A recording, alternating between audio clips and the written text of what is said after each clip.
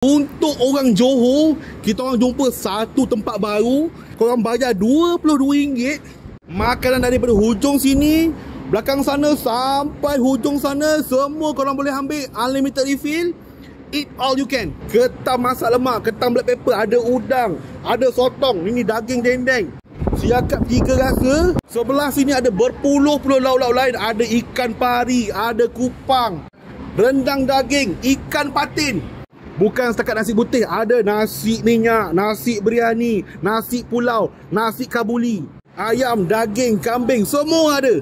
Ini ala western, ada meatball, ada sausage. Yang ni crispy chicken. Cuma air kat sini tak banyak, ada 4 jenis je.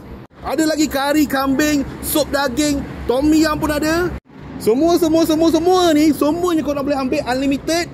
Harga macam ni. Dewasa 22, bawah 6 tahun, 6 sampai 12 tahun RM15. 2 sampai 6 tahun RM10. Bawah 2 tahun free. Inilah dia apa yang kita orang dapat hari ni.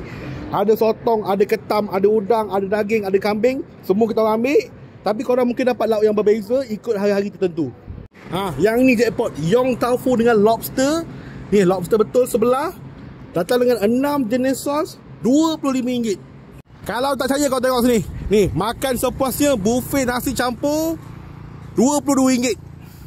Jangan bimbang bab parking, memang banyak bersepah-sepah. Okey, tempat ni buka 24 jam. Cuma untuk buffet RM22 tu 10 pagi sampai pukul 9 malam. Korang cari ni, Restoran Payung Desaru.